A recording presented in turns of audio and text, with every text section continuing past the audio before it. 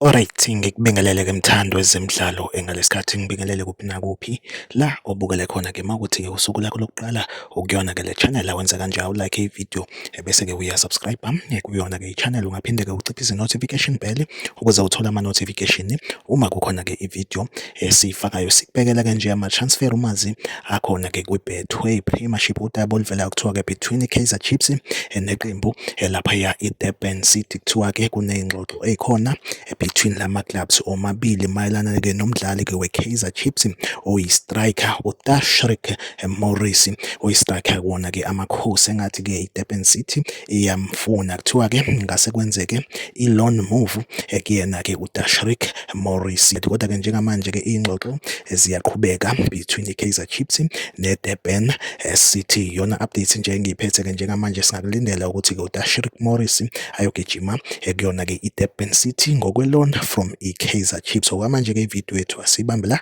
nisale kahle.